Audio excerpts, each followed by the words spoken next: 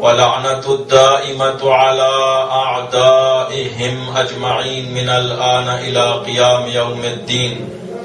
أما بعد فقد قال الله الحكيم في كتابه الكريم بسم الله الرحمن الرحيم لقد كان في قصصهم عبرة لأولي الألباب. صلوات پڑھیے محمد.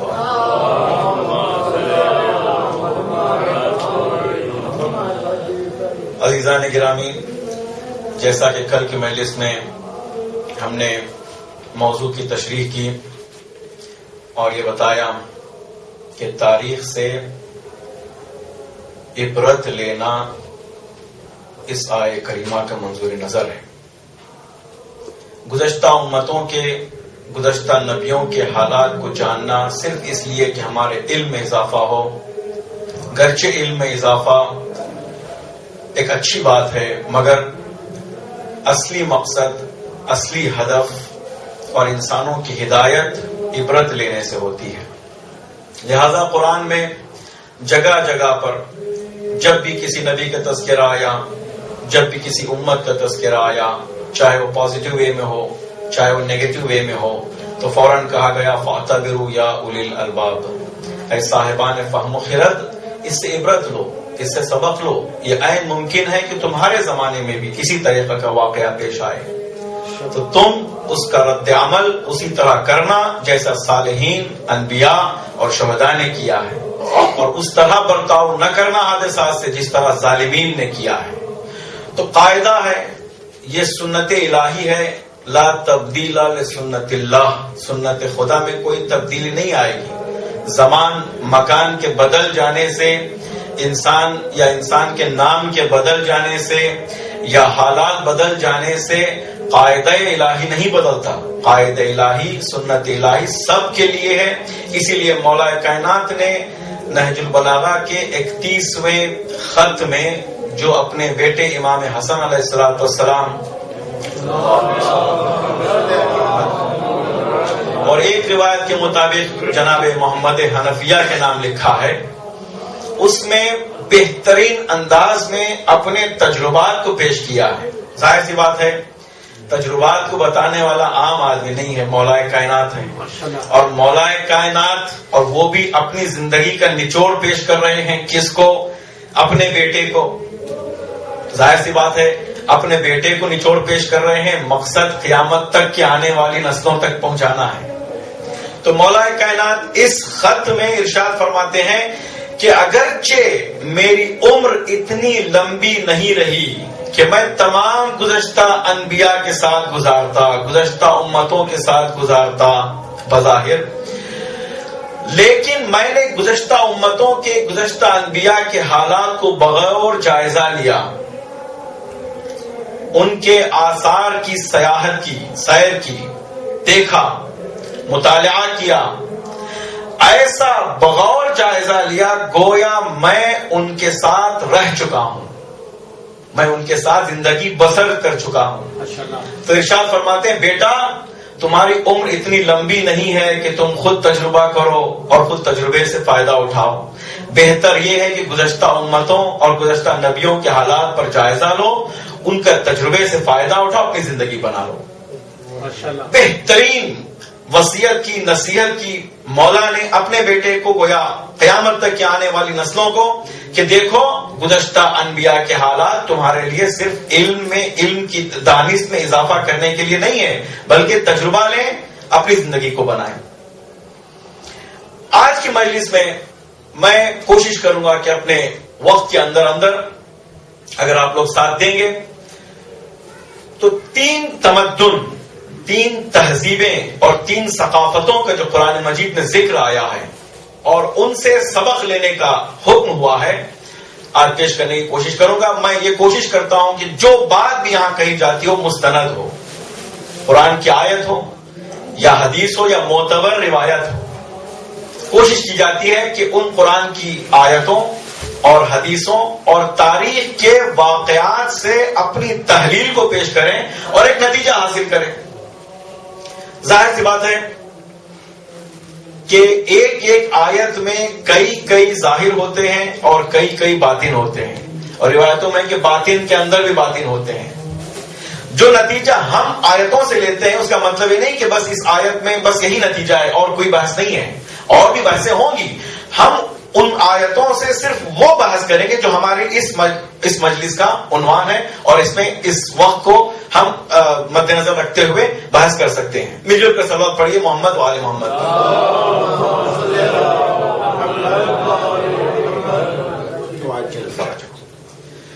قرآن مجید میں سورہ فجر میں ارشاد ہوتا ہے، کئی قسم کھانے کے بعد ارشاد ہوتا ہے کہ الم ترى کیف فعل ربک بعاد، تم نے کیا نہیں دیکھا کہ اللہ نے قوم عاد کے ساتھ کیسا سلوک کیا. کیا کیا قوم عاد کے ساتھ؟ ارم ذات العماد. قوم عاد میں کیا تھا؟ قوم عاد ایک کلچر تھا، ایک تمدن تھا، ایک ثقافت تھی ان کے پاس. روایتوں میں لکھا ہے، تفسیر نمونہ میں آیت اللہ ناصر مکارم شیرازی اور ان کی ٹیم تاریخ کو تحقیق کرتے ہوئے تاریخ کے روح سے نقل کرتے ہیں کہ سب سے پہلے قوم عاد ان کا ہائٹ بہت بلند تھا، بہت زیادہ قد بلند تھے. ان کا جسم موٹا اور بڑا اور مضبوط تھا، جس کی بنا پر انہوں نے ایک بڑے تمدن کو دنیا میں جنم دیا. ایسا تمدن کہ ایگریکلچر میں اس کی کوئی مثل اور اس کی نظیر نہیں تھی. انفراسٹرکچر ان کا اتنا پیارا تھا کہ اس سے پہلے کبھی دنیا میں خلق نہیں ہوا تھا. خود قرآن ارشاد فرما رہا ہے ارم ذات العماد التی لم یخلق مثلها فی البلاد. یعنی اس سے زیادہ مستند ہمیں کوئی چیز نہیں ملے گی. قرآن خود کہہ رہا ہے، اللہ خود اس آیت میں ارشاد فرما رہا ہے کہ اس سے پہلے زمین میں ایسا تمدن، ایسا کلچر، ایسا انفراسٹرکچر، ایسی کھیتی باڑی وجود میں نہیں آئی تھی. مشہور ہے کہ عاد کے دو بیٹے تھے، ایک کا نام شداد تھا، ایک کا نام شدید تھا، دوسرے کا نام شداد تھا.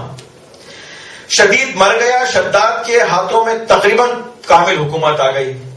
اس نے جب جنت کا تذکرہ سنا تھا تو اس جنت کے تذکرے کو سن کر ایک جنت کی مثال اس دنیا میں قائم کرنے کی کوشش کی. پورا سرمایہ لگایا، کئی سو سال، ان کی عمریں بھی بہت لمبی تھی، کئی سو سال اس نے سرمایہ لگایا اور ایک جنت جیسی چیز اس دنیا میں وجود میں لائی جو وہ خود سوچتا تھا کہ یہ جنت ہے. نہریں تھی، باغات تھے، بہترین انفراسٹرکچر تھا اور تمام تر سہولتیں فراہم تھی کہ انسان وہاں پر جائے تو وہ سکون پا جائے، احساس آرامش کرے. ایسی جگہ کو بنایا اور روایتوں میں ملتا ہے کہ وہ جب تک اس نے عہد کیا تھا جب تک میں اس جنت کو تکمیل نہ کر دوں میں خود قدم نہیں رکھوں گا. رپورٹ لیتا گیا، اضافہ ہوتا گیا، پلان میں چینجز آتے گئے، ایک ایک چیز ایڈ ہوتی گئی.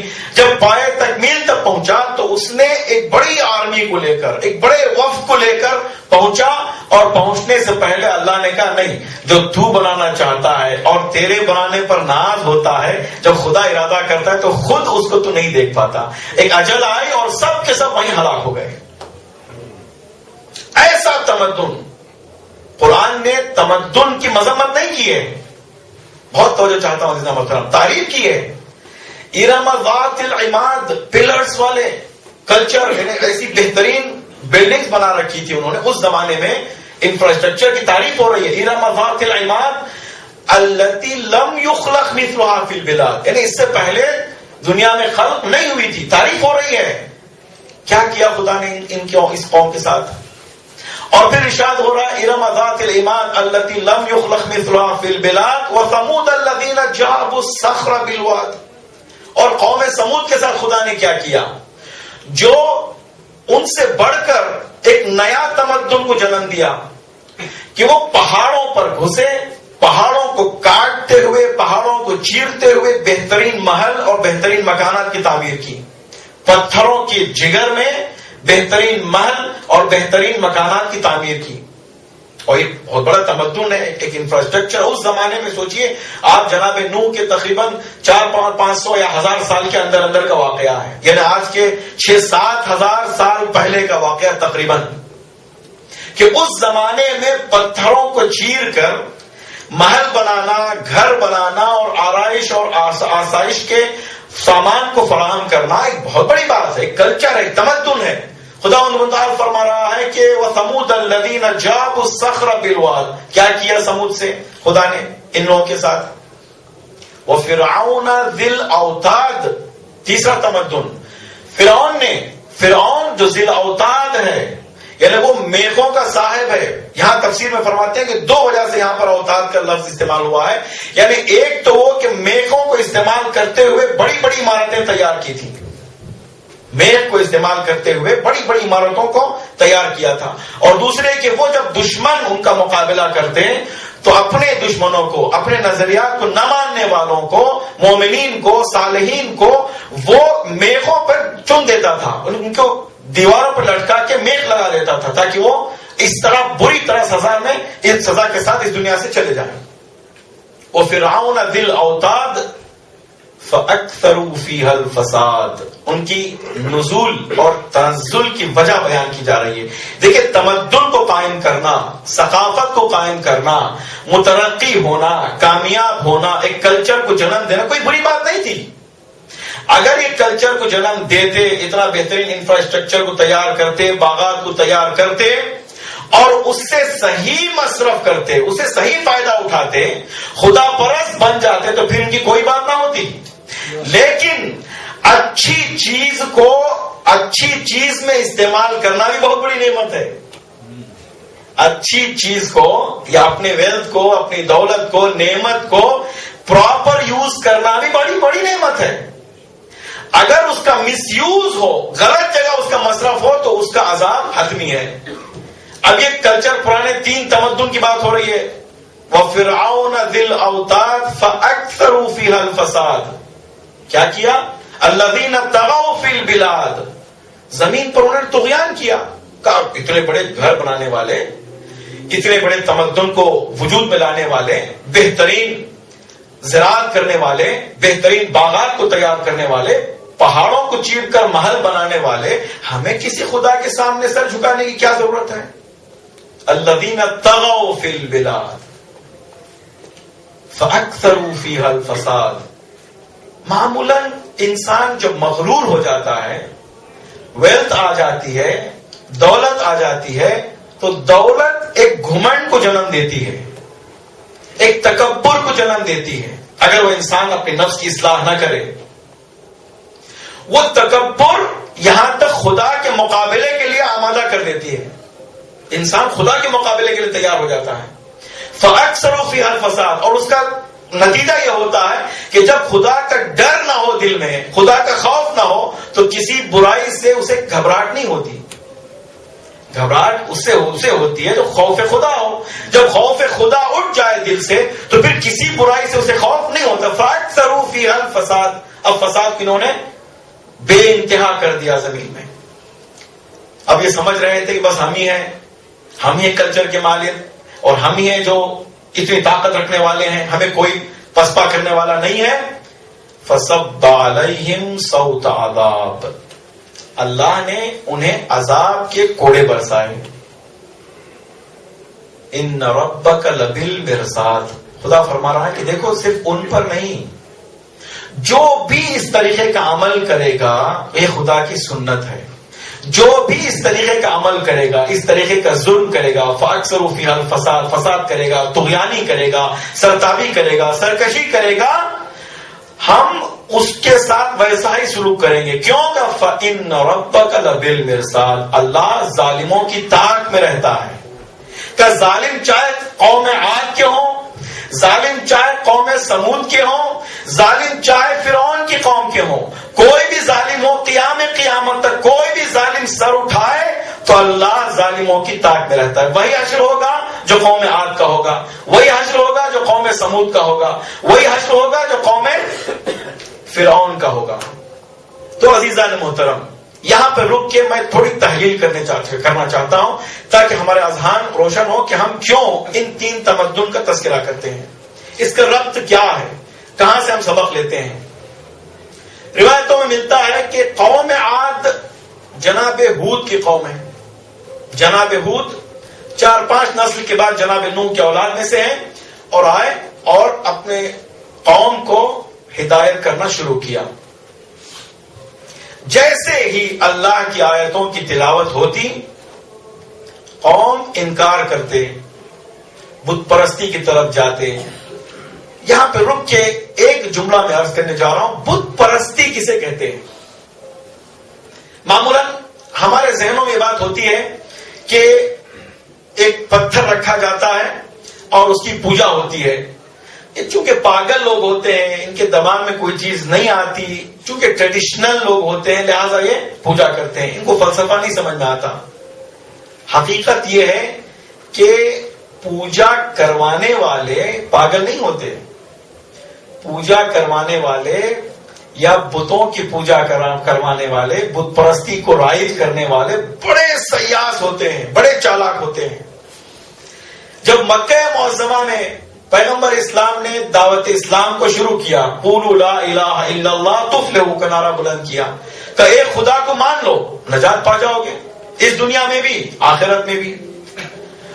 تو جو سربراہان مکہ تھے, جو بت پرستی کو رواج دیتے تھے, وہ اچھی طرح جانتے تھے کہ یہ بت کچھ بولنے والا تو نہیں ہے, نہ کوئی حکم دینے والا ہے, نہ کوئی نہیں کرنے والا ہے, نہ بت سے کوئی فائدہ ہونے والا ہے اور نہ کوئی نقصان ہونے والا ہے. مگر یہ ماس جو پبلک ہوتی ہے, یہ جو بیچارے ہوتے ہیں مستضعفین فکری, فکر کے معذور جو ہوتے ہیں, ان لوگوں پر حکومت کرنے کا بہترین انداز ہے کہ بت تو بولتا نہیں, کہ بت کے نام سے جو چاہو منوا لو. کہ بت کہتے ہیں, ہمارے خدا کہتے ہیں کہ اتنا ٹیکس اس سال وصول ہونا ہے. یہ غریب عوام, یہ کمزور عوام, اب وہ ٹیکس پے کر دی. اور جو کچھ سمجھ بھی لیتے تو اتنے کمزور تھے, وہ زور سے دبا دیا جاتا تھا, طاقت کا استعمال کیا جاتا تھا. لہذا جن کے دل میں تھوڑا بہت سمجھ بھی آتی وہ اٹھ نہیں پاتے تھے. بہرحال بہت سے لوگ ایسے ہوتے ہیں دنیا میں جو ظلم کو سمجھتے ہیں کہ ظلم ہے اور چاہتے نہیں کہ ظلم کے اندر جائیں, مگر طاقت اتنی نہیں ہوتی کہ وہ ظلم کا مقابلہ کریں. اٹھنے والے تو بہت کم ہوتے ہیں. دریا کے ساتھ ساتھ چلنے والے یا نہر کے ڈائریکشن پہ جانے والے بہت ہوتے ہیں, مگر نہر کو چیرتے ہوئے اپوزٹ ڈائریکشن پہ جانے والے بہت کم ہوتے ہیں. تو مکہ میں وہ لوگ اب اس طرح کا ڈھونگ رچاتے تھے, بت کا نام لیتے اور بت پرستی کے رواج دیتے اور اپنی منمانی کو قائم کرتے. ان کو اچھی طرح معلوم تھا کہ بت کوئی خدا نہیں ہے, بت کچھ نہیں کرنے والا نہیں ہے, بت کچھ بولنے والا نہیں ہے, سب کو یہی بولیں گے. جب پیغمبر نے یہ دعوت دی, قولوا لا الہ الا اللہ تفلحوا, ایک خدا کو مانو, یہ 365 خدا سے دور رہو, تو ظاہر سی بات ہے یہ ڈائریکٹ اٹیک تھا ان کے منافع پر, ان کے انٹرسٹ پر ڈائریکٹ اٹیک تھا. تو عزیزو, ہم تاریخ کو تاریخ سمجھتے ہیں اور سمجھتے ہیں کہ گزشتہ چیز ہے.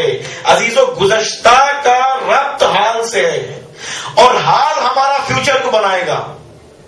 اب تطبیق کریں کہ آج کا بت کون ہے, آج بت پرستی کو کون رواج دے رہا ہے. کا UNO, united nations of organization, کا اس کو بت بنا دیا گیا ہے. کا ریزولوشن پاس کیا, UNO کا ریزولوشن ہے, گویا ایک وحی الہی ہے, جس ملک کو چاہو انویٹ کرو. آج دنیا میں ظلم کو اچھی طرح تمام قومیں سمجھتی ہیں, مگر کون سی قوم اٹھتی ہے؟ کتنے ممالک ہیں جو آواز کو بلند کر رہے ہیں کہ ویٹو پاور جو ہے جنگل کا قانون ہے. بھئی ویٹو پاور کیا ہوتا ہے؟ کہ جس کی طاقت اس کی حکومت, جس کی لاٹھی اس کی بھینس. جنگل میں کیا ہوتا ہے؟ جنگل میں یہی تو ہوتا ہے, جو طاقتور ہوتا ہے حیوان وہی حکومت کرتا ہے, اس کی بات چلتی ہے. جو کمزور ہوتا ہے اس کی بات نہیں چلتی, بولو بڑی عقلی بات ہو, بڑی قانونی بات ہو, اس کی بات نہیں چلتی. کہا نہیں, کہا افغانستان کے بن لادن نے ہماری بلڈنگ کو گرایا, لہذا ہم پورے افغانستان کے لوگوں پر ہم بم برسائیں گے. کہ یہاں 4000 لوگ تقریباً مارے گئے. بہار اسلام اس بات کی اجازت نہیں دیتا کہ ایک معصوم لوگوں کو قتل کر دیا جائے بلا وجہ. اسلام میں قتل نفس محترم ہے, یہاں تک کہ حیوان کا بھی خیال کیا گیا ہے, درخت کا بھی خیال کیا گیا ہے. اسلام میں درخت کو بیجا کاٹنا جائز نہیں ہے, اس کے قوانین ہیں. نہج البلاغہ میں اس کے قوانین بیان کیے گئے ہیں. احادیث بھرے پڑے ہوئے ہمارے, یہاں تک کہ آپ جس جگہ رہتے ہیں زمین کا حق ہے, راستے پر چلو تو اکڑ کے مت چلو، ایسا چلو کہ بھائی ہم زمین پر چل رہے ہیں، کسی پر ظلم نہ ہونے پائے، تفاخر نہ ہونے پائے. چھوٹی چھوٹی باتوں کو اسلام نے بتایا ہے کہ بے گناہ انسانوں کا خون بہانا اسلام میں جائز ہی نہیں ہے. مگر 4000 خون کا انتقام کس سے لیا جا رہا ہے؟ یہ نہتی عوام جس کا کوئی دخل نہیں ہے، اس کے بدلے میں ملینز لوگ مارے جاتے ہیں. کہا جو قاتل تھا اس کو پکڑا، کہا اس جنگ میں تو پکڑا نہیں گیا، قاتل تو سیف تھا. بعد میں اعلان ہوا کہ قاتل کو ہم نے پاکستان میں پکڑا، اور وہ بھی ابھی محل تعامل ہے، محل بحث ہے. اب یہ اس ظلم کو کون نہیں جانتا اس دنیا میں؟ عراق پر حملہ ہوا یہ بتا کر کہ ماس ڈسٹرکشن ویپنز ہیں، آج تک وہ ویپن نہیں ملا. اور یہاں تک ان سے پوچھ لیتا کہ ویپن موجود بھی ہوتا تو یہ سوال کوئی پوچھتا کہ بھائی اس ویپن کو عراق کے حوالے کس نے کیا؟ بھائی یہ بھی تو بات ہے، عراق کے حوالے اس ویپن کو کس نے کیا؟ جس نے کیا وہ مجرم ہے، اس کو پہلے سزا ملنی چاہیے. کہا نہیں، کہا عراق پر حملہ ہوگا، ملینز لوگ، کئی ملین لوگ مارے گئے اور اس کی کوئی پرواہ نہیں. اور اسی طرح ایک ایک ملک کے خلاف آج دیکھیے سیریا میں کیا ہو رہا ہے. یہ قانون جنگل نہیں تو اور کیا ہے؟ یہ تو صاف ظاہر ہے کہ قانون جنگل ہے کہ جس کی لاٹھی اس کی بھینس، جس کی طاقت اسی کا قانون. وہ کہے گا ہاں تو ہاں. بچپن میں ہمارے والد مرحوم خدا رحمت کے فرمایا کرتے تھے ایک داستان، ایک شخص تھا جو نہر کے کنارے پانی پینے جا رہا تھا. دوسرا شخص جو گنڈا تھا، ظالم تھا، اس کو صبح صبح لڑنے کی سوچی اور اس نے کہا میں اس کو ماروں گا، یہ کمزور ہے. نہر کے تھوڑا اوپر جا کے اس نے پانی پینا شروع کیا اور پلٹ کے کہہ رہا ہے کہ مجھے جھوٹا پانی کیوں پلا رہے ہو؟ اس کمزور بیچارے نے کہا بھائی صاحب نہر اوپر سے بہ رہا ہے، پہلے آپ پی رہے ہیں پھر میں پی رہا ہوں. ویسے نہر میں پانی جھوٹا نہیں ہوتا، اور اگر جھوٹا مان بھی لیا جائے تو میں آپ کا جھوٹا پی رہا ہوں، آپ میرا جھوٹا نہیں پی رہے ہیں، اس لیے کہ آپ سے گزرتے ہوئے پانی مجھ تک پہنچ رہا ہے.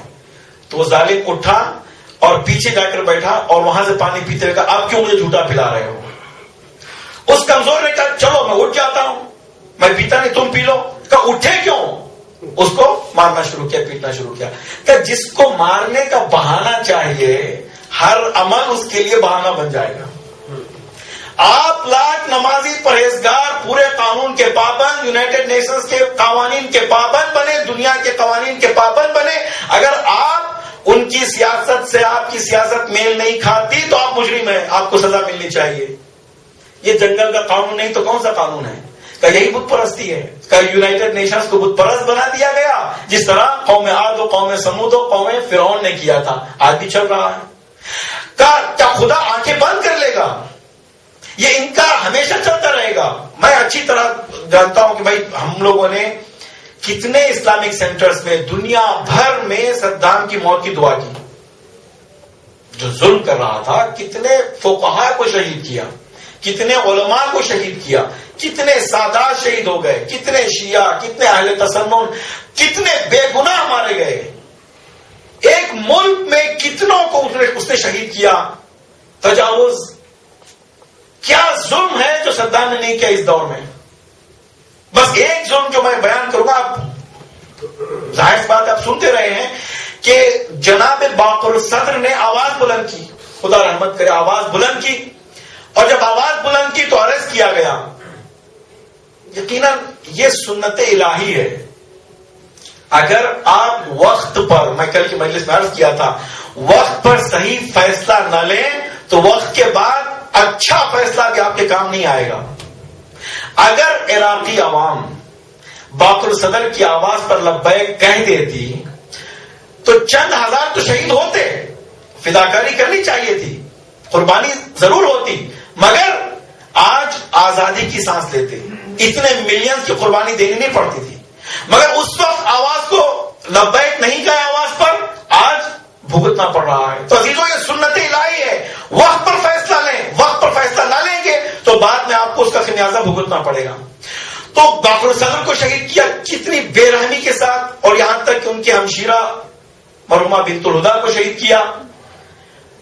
عجیب ہے کہ کتنا مکار تھا، کتنا سیاس تھا کہ لوگوں نے صدام سے، مشاورین نے کہا کہ بھائی باقر صدر ایک مجتہد ہے، بڑے عالم ہے جن کا اثر و رسوخ ہے، ان کو تو نے شہید کیا، ٹھیک ہے بھائی، ان کی بہن ان کے شہید ہونے کے بعد ان کا کیا رول ہو سکتا ہے؟ بھائی اب عورت ہے، ان کو چھوڑ دو. تو صدام نے جواب میں کہا جو غلطی یزید نے جناب زینب کو چھوڑ کے کیا ہے میں وہی غلطی نہیں دہراؤں گا. جو غلطی یزید نے جناب زینب کو کربلا کے بعد زندہ چھوڑا وہ غلطی میں جناب بنت الہدا کو چھوڑ کے نہیں دہراؤں گا. یعنی یہ ظالم جانتے ہیں کہ جناب شہزادی زینب کا کیا رول رہا ہے، اور یہ جانتے ہیں کہ شہزادی کی اتباع کرنے والی خواتین کا اس دنیا میں کیا رول ہوتا ہے، قوموں کو بیدار کرنے میں کیا رول ہوتا ہے. کہ ہم لوگ دعا کرتے تھے سینٹرز میں ہر جگہ، مگر یہ احساس ہوتا تھا کہ ہماری دعائیں قبول نہیں ہو رہی ہیں. خدا رحمت کے امام خمینی علیہ الرحمہ ایک مرتبہ عید کی مناسبت پر ایک تقریر فرما رہے تھے، اور انہوں نے ایک جملہ ارشاد فرمایا کہ ہم جو کہتے ہیں مرگ بر صدام، یعنی صدام کو پر موت ہو، صدام کو موت آئے، یہ اس کے حق میں دعا ہے، یہ بدعا نہیں، کہ دعا ہے. کہ کیسے؟ کہ جتنا جلدی مرے گا اس کا ظلم میں کمی آئے گی، جتنا دیر تک رہے گا اس کا ظلم زیادہ ہوگا، اس کا گناہ بڑھتا جائے گا. تو جلدی مرنا اس کے حق میں دعا ہے. تو ہم دعا کرتے تھے مگر یہ احساس ہوتا تھا کہ وہ ہماری دعا قبول نہیں ہو رہی ہے. مگر ہم لوگ جلدی کرتے ہیں، خدا کو کون سی جلدی ہے؟ ہم یہ سمجھتے ہیں کہ اس مجرم کو اس وقت ہم نہ ماریں گے تو بھاگ جائے گا، مگر خدا کی مملکت سے نکل کر کون جائے گا؟ بس خدا ان ظالموں کو چھوٹ دیتا ہے، موقع فراہم کرتا ہے تاکہ ظلم کی انتہا تک پہنچ جائیں، پھر اپنے عذاب کی لپیٹ میں لے لیتا ہے. وہ ایسا عذاب کہ پھر وہ جنم نسل تک یاد رہے گا. تو صدام کا عذاب ہم نہیں سوچ رہے تھے کہ ایسا ہوگا، اس کا انجام کیسا انجام رہا. کا ایسا شخص جو خود انٹرویو میں کہتا ہے کہ میں روزانہ 5-6 دفعہ نہاتا ہوں، میں اگر 1 گھنٹے تک 2 گھنٹے کے اندر میں نہ نہاؤں تو میرے بس کی بات نہیں کہ میں رہ پاؤں گا. وہ تاکید کر رہا تھا ایک انٹرویو میں. تو وہ آدمی 6 مہینے تک ایک بل میں گزار رہا ہے. کیا عذاب نہیں ہے؟ ہم نے نہیں سوچا تھا ایسا عذاب خدا کیسے نازل کرے گا اس شخص پر. اور ایسا عذاب کہ اسی ملک میں جہاں پر ایک ڈکٹیٹرشپ چلا رہا تھا، ڈکٹیٹر تھا، اس کی ہر پر حق بولنے والا کوئی نہ تھا، اسی ملک میں ہینگ کر دیا جائے، اور وہ بھی عید کے دن. اس سے بڑھ کر کون سا عذاب ہے؟ کہ اللہ کی سنت میں تبدیلی نہیں آئے گی. کہ اگر ہم دیکھتے ہیں کہ اگر ظالم دندناتے پھرتے ہیں تو ہمیں جلدی ہے، مگر اللہ کو کوئی جلدی نہیں. اللہ عذاب نازل کرے گا اس کے وقت پر. اللہ کی حکمت ہوتی ہے، وقت پر عذاب نازل کرے گا. تو عزیزو یہ سنت الہی ہے. جس طرح قوم عاد کو زوال آیا، جس طرح قوم سمود کو زوال آیا، جس طرح قوم فرعون کو زوال آیا، آج جو ظلم کر رہے ہیں جو قومیں، ان قوموں کو زوال آنا ہی ہے. بعض عذاب ایسے ہیں جو ہم دیکھتے ہیں، محسوس کر پاتے ہیں، مگر بعض عذاب ایسے ہیں جو ہم محسوس نہیں کر پاتے. جناب موسیٰ علی نبینا وآلہ وعلیہ السلام کے زمانے میں ایک شخص تھا جو بے انتہا گناہگار تھا اور ناز و نعمت میں پل رہا تھا. جناب موسیٰ نے نصیحت کی اور نصیحت فرماتے ہوئے ارشاد فرمایا کہ اللہ کا حکم ہے کہ اگر گناہ کرو تو اللہ ان پر عذاب نازل کرے گا. گناہ عذاب لاتا ہے، گناہ کا عذاب سے تعلق ہے. تو وہ شخص آتا ہے جناب موسیٰ کے پاس اور عرض کرتا ہے میں گناہ پر گناہ کرتا جا رہا ہوں، مجھ پر تو کوئی عذاب نہیں ہو رہا ہے، پوری نعمتیں فراہم ہیں، میں تو آسائش کے ساتھ ہوں. جناب موسیٰ نے ہاتھوں کو بلند کیا، پروردگار اس کا ماجرا کیا ہے؟ آواز آئی اے موسیٰ اس سے کہہ دو کہ اس پر عذاب ہو رہا ہے، اسے خود خبر نہیں ہے. جناب موسیٰ نے کہا تجھ پر عذاب ہو رہا ہے، تجھے خود خبر نہیں ہے؟ اس نے کہا مجھے تو خبر ہے، میں اچھی طرح زندگی گزار رہا ہوں، مجھے کوئی پریشانی نہیں ہے، جو میں چاہتا ہوں وہ فراہم ہو جاتی ہے. تو پھر جناب موسیٰ نے ہاتھوں کو بلند کیا، پروردگار ماجرا کیا ہے؟ تو آواز قدرت آئی اے موسیٰ اس سے کہہ دو کہ لذت عبادت کا چھن جانا کیا کم عذاب ہے؟ انسان کا لذت عبادت کا چھن جانا انسان سے، یعنی وہ مجلس میں بیٹھا ہو تو پہلو بدل رہا ہو، دعائے کمین میں بیٹھا ہو تو اسے جینا چاہتا ہو، یہ خود کیا کم عذاب ہے؟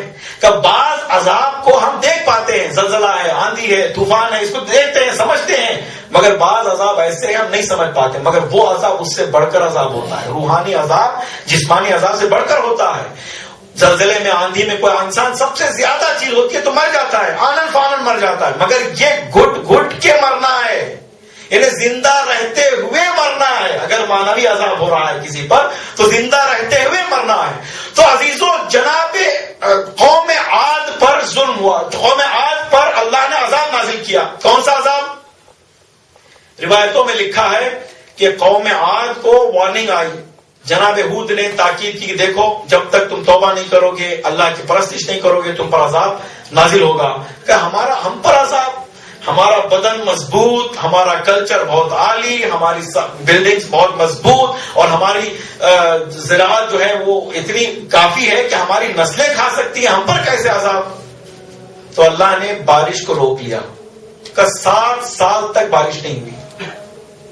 پھر جناب ہود آتے گئے اور قوم کو ارشاد کرتے گئے، قوم کو ہدایت کرتے گئے، دیکھو یہ عذاب شروع ہو رہا ہے، اب بھی سمجھ جاؤ، اللہ ارحم الراحمین ہے، توبہ کے دروازے کھلے ہیں. مگر ان لوگوں کے کان پر جون نہیں چڑھتی، یہ لوگ اپنے کاموں میں مصروف ہیں اور کہتے نہیں یہ تو ہوتا ہے بھائی، بارش کا رک جانا ایک نیچر ہے، ایک طبیعت ہے. جناب ہود تاکید کرتے گئے مگر یہ لوگ نہیں سنتے. ایک مرتبہ ابر آیا، بڑا ابر آیا، لوگ آئے جناب ہود کے پاس اور کہنے لگے کہ دیکھو تمہارا خدا جھوٹا ہے، نعوذ باللہ، تم نے کہا بارش نہیں برسے گی، دیکھو کتنا بڑا ابر ہے. جناب ہود نے کہا نہیں، یہ ابر یہ باران رحمت کا ابر نہیں ہے، یہ عذاب کا ابر ہے. کہ پھر مذاق اڑایا کہ ابر عذاب کا ابر تھوڑی ہوتا ہے. تو روایتوں میں لکھا ہے کہ وہی ابر جس کو یہ باران رحمت کا ابر سمجھ رہے تھے، عذاب بن کر ان پر گرا، اور وہ اتنا بڑا طوفان آیا، اتنا بڑا طوفان آیا کہ قوم عاد تہس نہس ہو کر رہ گئی، کوئی نشان باقی نہیں رہا. کہ اللہ نے ایک عذاب قوم عاد پر نازل کیا. اور قوم سمود، جناب صالح، بہت توجہ چاہتا ہوں عزیزان، نتیجہ لینا چاہتا ہوں. قوم صالح، سارے پیغمبر آتے گئے، ارشاد کرتے گئے، ہدایت کرتے گئے، مگر قوم بگڑتی گئی، فساد میں مبتلا ہوتی گئی. وعدہ کیا کہ دیکھو اگر تم توبہ کر لو تو عذاب ٹل جائے گا، عذاب ہونے کو ہے، مگر کوئی نہ سنتا. کہا کیا دلیل ہے کہ تم پیغمبر ہو؟ کوئی معجزہ تو دکھاؤ گا. کیا معجزہ دکھاؤ؟ کہ اس پتھر اور اس پہاڑ کے دامن سے ایک اونٹنی کو نکالو. کہ جناب صالح نے اونٹنی کو نکالا، اونٹنی آ گئی. کہا شرط رکھی تھی، جناب صالح نے کہا اونٹنی آ جائے گی، مگر شرط یہ ہے کہ ایک دن پانی اونٹنی پیے گی اور دوسرے دن تم لوگ پیو گے. جو نہر تھی، جو نہر سے یہ لوگ اپنی کلچر کو، تمدن کو قائم کر رہے تھے، تو اس نہر سے ایک دن اونٹنی پیے گی، دوسرے دن تم لوگ پیو گے. جب اونٹنی پیتی تھی تو مطلب اس کا یہ ہے کہ جناب صالح جو قوم نادار تھے، مظلوم تھے، ان تمام کو اونٹنی کا دودھ پلایا کرتے تھے تاکہ وہ قوم باقی رہے، یہ مظلوموں کی حمایت ہوتی رہے. مگر یہ بات ان کو گوارا نہ تھی، جو ظالم تھے، جو ظالم طبقہ تھا، ان کو گوارا نہ تھی بھائی ہماری جگہ سے یہ لوگ جو مزدور ہیں وہ کیسے بہرہ مند ہو رہے ہیں. تو انہوں نے پلان کیا کہ ایک ملعون کو، ایک شقی کو لالچ دلائی، پیسوں کی لالچ دلائی، اور عورتوں کی لالچ دلائی، اور مقام کی لالچ دلائی، اور اس سے کہا کہ تم ناقہ صالح کو قتل کر دو. ناقہ صالح کو قتل کیا اور وہ اشقل اولین بن گیا. عزیزو بس دیکھیے تاریخ کیسے دہراتی ہے. یہ ایک تمدن ہے قوم عاد کا، ایک تمدن ہے قوم سمود کا. دونوں ظالم قومیں، قوم عاد نے ظلم کیا، قوم سمود نے ظلم کیا. ناقہ جناب صالح کو انہوں نے قتل کیا، ان کے پاؤں کاٹ دیے. کس نے کاٹا؟ اشقل اولین نے. کیا لالچ تھی؟ پیسہ، عورت اور مقام کی لالچ. تاریخ کہتی ہے کہ جس طرح ایک جملہ جناب پیغمبر اسلام نے مولا کائنات کے حوالے کیا، ایک مرتبہ فرمایا کہ اے علی، جناب صالح کی اونٹنی کو کس نے قتل کیا؟ تو مولا کائنات نے ارشاد فرمایا اشقل اولین نے، پہلے شقی نے، تاریخ کے پہلے شقی نے. پیغمبر اسلام فرماتے ہیں کہ علی اشقل آخرین، تمہاری داڑھی کو تمہارے خون سے رنگین کر دے گا.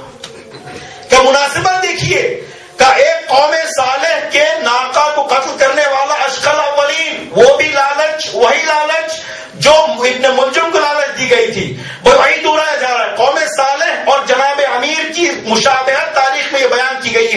روایتوں میں بیان کی گئی ہے قوم صالح جناب صالح کو اتنا ستایا کہ جناب صالح نے اپنے ہاتھوں کو بلند کیا، اے پروردگار مجھے اس قوم سے اٹھا لے اور اس قوم پر ایسا مسلط کر جو ان کے شایان نشان ہے۔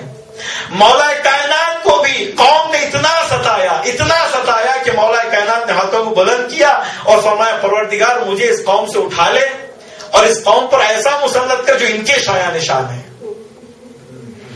تو عزیزوں آج بھی آپ زیارت میں جاتے ہیں، ابھی خدا متعال نے ابھی ہمیں توفیق عطا فرمائی کہ بھی 1-2 مہینے پہلے وہاں پر ہم تھے، تو آپ زیارت پڑھیں گے، آپ مولا کائنات کی زیارت میں ہیں کہ مولا کائنات کے ساتھ ساتھ جناب آدم اور جناب صالح بھی مدفون ہیں، کہ یہ بھی ایک مشابہت، ایک جگہ دونوں مدفون ہیں، کہ قوم کا مقابلہ کر رہی ہے، قوم ستا رہی ہے جناب صالح کو بھی، مولا کائنات کو بھی، یہاں تک کہ مولا کائنات نے ایک عجیب جملہ ارشاد فرمایا خطبے میں، ارشاد فرماتے ہیں کہ میرے حق کو میرے دشمنوں نے حسد اور جلن اور میری دشمنی میں چھین لیا۔ بہت توجہ چاہتا ہوں عزیزوں، میرے دشمنوں نے میرے حق کو میری دشمنی میں میرے حسد میں چھین لیا، مگر میرے بعض دوستوں نے میرے حق کو ایک جنراسٹی کے ساتھ انہوں نے حوالے کر دیا، دشمنوں کے سخاوت مندانہ طور پر دشمن کے حوالے کر دیا۔ مولا کیا کہنے چاہ رہے ہیں کہ اگر میرے حق کا دفاع کرنے میں میرے نادان دوست جو ہیں وہ کھڑے ہو جاتے تو میرا حق دشمنوں تک نہ جاتا۔ جس طرح جناب صالح کا حق ان کو نہیں ملا اسی طرح مجھے بھی میرا حق نہیں ملا، جس طرح جناب صالح کو ان کی قوم نے ستایا اسی طرح مجھے میری قوم ستا رہی ہے۔ کوفے والوں نے کتنا ستایا، مولا نے دعا فرمائی کہ اے پروردگار مجھے اس قوم سے اٹھا لے اور اس قوم پر ایسا مسلط کر جو ان کے شایان نشان ہے۔ کیا ہوا؟ کوفہ آج تک اچھا والی نہیں دیکھ پایا۔ حجاج ابن یوسف ثقفی حاکم ہوتا ہے، کون حجاج؟ حجاج ابن یوسف ثقفی، جس کے بارے میں لکھا ہے کہ جب تک وہ کسی مومن کو قتل نہ کرتا وہ کھانا نہیں کھاتا تھا، جب تک کئی سادات کو قتل نہ کرتا، مولا کے چاہنے والوں کو قتل نہ کرتا، وہ سوتا نہیں تھا۔ ایسا سفاک اسی کوفے میں اسی مسجد میں جوتے پہن کر آتا ہے، ممبر پر چڑھ جاتا ہے، لوگ جمع ہیں، کہتا ہے سلام علیکم، لوگ خاموش ہیں، بھائی یہ تو شرابی ہے، یہ تو بدکار ہے، یہ تو ظالم ہے، جوتے پہن کر ممبر رسول پر چڑھ چکا ہے، اس کا جواب کیسے دیں؟ تو تلوار کو کھینچتا ہے اور کہتا ہے سلام علیکم۔ تمام کوفی جو وہاں پر موجود تھے وہ کہتے ہیں علیکم السلام ورحمۃ اللہ وبرکاتہ۔ تو کہتا ہے دیکھو باتوں سے نہیں مانتے ہو تو تلوار منوائے گی۔ دیکھا علی جیسے رہبر کی اتباع نہ کرنے کا نتیجہ یہ ہے، یہ سنت الہی ہے، اگر صالح رہبر کی اتباع نہ کی جائے تو ظالم حاکم ہو جائے گا۔ طوفان آنا بہتر ہے، زلزلہ آنا بہتر ہے، ٹورنیڈو سے ہم مقابلہ کر سکتے ہیں، کترینا سے ہم مقابلہ کر سکتے ہیں اور سونامی کا ہم مقابلہ کر سکتے ہیں، مگر ظالم حاکم کا مقابلہ بڑا دشوار ہے۔ ظلم کرتا رہے اور تم بول نہ پاؤ، نہ کچھ کہہ پاؤ اور نہ سہ پاؤ، یہ بدترین ظلم ہے، بدترین عذاب ہے اللہ کی طرف سے کہ انسان اپنے ہاتھوں سے خریدتا ہے۔ کہ علی کو ریجیکٹ کرنے کا، علی کی اتباع نہ کرنے کا نتیجہ یہ ہوا کہ حجاج ابن یوسف ثقفی جیسا حاکم ہو گیا۔ تو عزیزو یہ مماثلت ہوتی ہے تاریخ میں، تاریخ صرف دانش کے لیے نہیں ہے، علم اضافہ کے لیے نہیں ہے، عبرت لینے کا مقام ہے۔ اگر ہماری قوم میں اپنے صالح لیڈرز کی ہم اتباع نہ کریں تو پھر وہی بات دہرائی جائے گی کہ ظالم حاکم ہو جائیں گے۔ روایتوں میں ہے کہ کسی بھی سوسائٹی کے لیے ایک رہبر کی ضرورت ہے، لیڈر کی ضرورت ہے، چاہے وہ لیڈر صالح ہو یا ظالم ہو۔ اگر صالح کو لیڈر تسلیم نہ کیا جائے تو ظالم حاکم ہو جائے گا۔ بھئی کون سی سرزمین ایسی ہے جہاں پر کوئی حکومت نہ کرتا ہو؟ بہرحال عقل کہتی ہے کہ کوئی نہ کوئی حاکم ہے۔ روایتوں میں کہ اگر 2 آدمی سفر کریں تو ایک آدمی کو حاکم ہونا چاہیے، ایک ڈیسیشن میکر ہونا چاہیے، دوسرے کو مان لینا چاہیے۔ کیا وجہ یہ ہے کہ اگر دونوں ڈیسیشن میکر ہوں تو وہ سفر کامیاب نہیں ہوگا۔ ایک گھر میں اگر 2 ڈیسیشن میکرز ہوں تو وہ گھر قابل سکون اور قابل رہائش نہیں رہے گا۔ ایک محلہ اگر کئی اس میں ڈیسیجن میکرز ہوں تو وہ محلہ رہنے کے قابل نہیں ہے۔ ایک گاؤں، ایک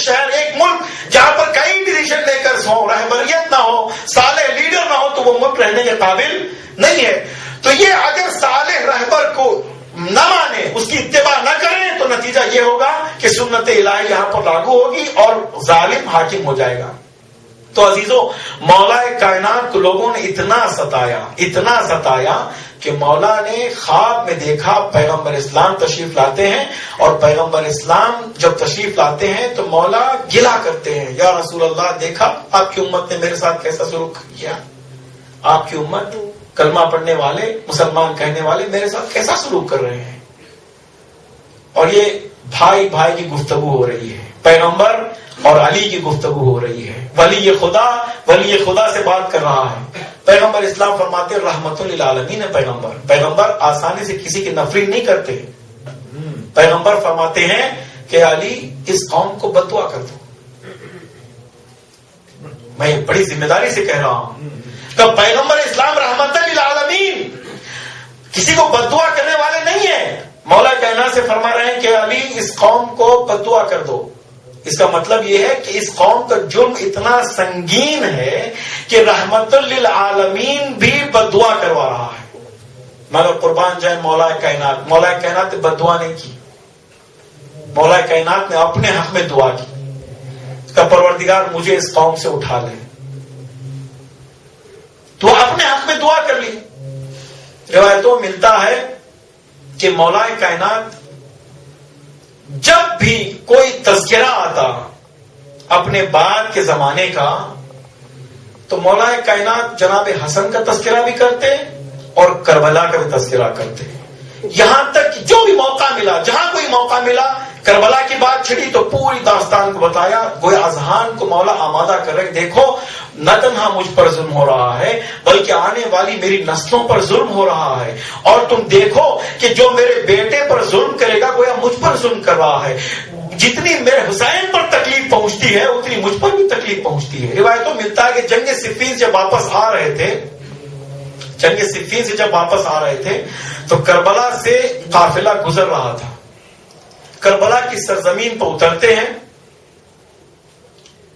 مٹی کو اٹھاتے ہیں اپنے ہاتھوں میں، سونگتے ہیں، کچھ مٹی اپنی آستین سے نکالتے ہیں، ملا کے دیکھتے ہیں اور ارشاد فرماتے ہیں کہ ہا ہنا تقتل الرجال، یہ وہی جگہ ہے جہاں پر ہمارے مرد مارے جائیں گے، قتل کر دیے جائیں گے. واللہ ہا ہنا تذبح الاطفال، خدا کی قسم یہ وہی جگہ ہے جہاں پر ہمارے بچے ذبح کر دیے جائیں گے.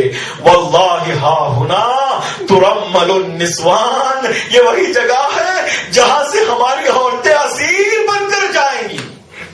اہتمام ہو رہا ہے. ایک کلچر ہے سمود کا، عاد کا، جنہوں نے زمین پر فساد برپا کیا، زمین کو ویران کیا، زمین کو برباد کیا.